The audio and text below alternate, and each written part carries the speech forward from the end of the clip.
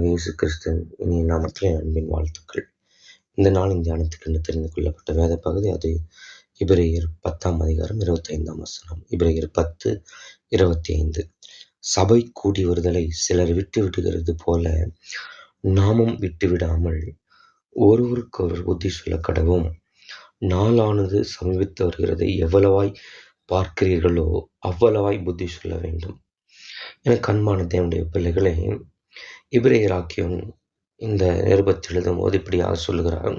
சபை கூடி வருதலை சிலர் விட்டு விடுகிறது போல நாமும் விட்டு விடாமல், இந்த கடைசி நாட்களில் வாழ்ந்து கொண்டிருக்கிற நாம், ஆண்டுடைய வருகையின் காலத்தில் நின்று கொண்டிருக்கிற நாம், அநேகர் இன்னைக்கு சபை கூடி வருதலை விட்டு விடுகிறார்கள்.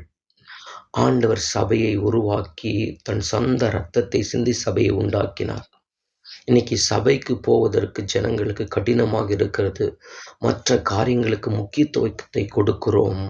ஆனால் சபை கூடி வருதலை சிலர் பலர் பேர் விட்டு விடுகிறோம். இன்றைக்கு உலக காரியங்கள், மற்ற காரியங்களுக்கு கொடுக்கிற முக்கியத்துவத்தை தேவனுக்கு கொடுப்பது கிடையாது. ஒருவருக்கொருவர் புத்தி சொல்ல கடவும்.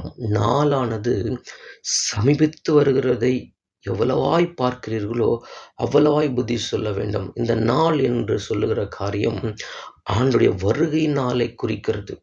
ஆண்டவர் சீக்கிரமாய் வந்து தம்முடைய சபையை தான் எடுத்துக்கொள்ளப் போகிறார். சபை என்று சொன்னால் கட்டிடங்களை குறித்து சொல்லவில்லை, நம்மை தான் கர்த்தர் சொல்லுகிறார். நாம் தான் ஆண்டவர் மேகம் இதில் தோன்றப் போகிறார். நாம் வருகையில் அவரோடு கூட எடுத்துக்கொள்ளப்பட போகிறோம். ஆகவே நாள் எவ்வளோக்கு எவ்வளோ பார்க்கிறோமோ அவ்வளோக்களவு ஜனங்களுக்கு நீங்கள் புத்தி சொல்ல வேண்டும். எதற்கு புத்தி சொல்ல வேண்டும்? சபை கூடி வருதலை விட்டுகிற ஜனங்களுக்கு புத்தி சொல்லி சபையை கூடி வருவதற்கு ஏதுவான காரியங்களை சொல்லி அவர்களுக்கு புத்தி சொல்ல வேண்டும் என்று கர்த்தருடைய ஆவியானவர் சொல்லுகிறார். எனக்கு அன்பான தேவனுடைய பிள்ளைகளை, இன்றைக்கு சபையை நம்ம அசட்டை பண்ணுகிறோம். 6 நாட்கள் வேலைக்கு போகிறோம். ஒரு நாள் கர்த்தருக்கு கொடுக்கிற கனத்தை கொடுக்காமல் அல்ல தட்டி கொண்டிருக்கிறோம். சரி, சபைக்கு போனால் என்ன நடக்கிறது? கடமைக்காக போகிறோம், பெயருக்காக போகிறோம், பதவிக்காக, கல்லறைக்காக நிறைய பேர் சபைக்கு போகிறார்கள். உண்மையை சபைக்கு போனால் என்ன தெரியுமா நடக்கும்? சங்கீதம் 122:1 சொல்லுகிறது, கர்த்தருடைய ஆலயத்திற்கு போவோம் வாருங்கள் எனக்கு அவர்கள் சொன்னபோது மகிழ்ச்சியாக இருந்தாராம். சங்கீதக்காரன் தாவீது சொல்லுகிறார், ஆலயத்துக்கு போனால் ஒரு மகிழ்ச்சி இருந்துச்சான். போகணுன்னு சொன்னோடனே அவர் இருதயத்துக்குள்ள ஒரு அவ்வளவு பிரியம் இருந்துச்சான். ஒரு மகிழ்ச்சி காணப்பட்டதான், ஒரு சந்தோஷம் காணப்பட்டதான். இந்த நாட்களில் வாழ்ந்து கொண்டிருக்கிறோம். ஆலயினாலே ஒரு வெறுப்பு, ஆலயத்துக்கு போனதுனாலே இந்த மகிழ்ச்சி இல்லைங்க. சரி, ஆலயத்துக்கு போனால் என்ன இருக்குது? தேவன் நம்மோடு கூட பேசுவார்.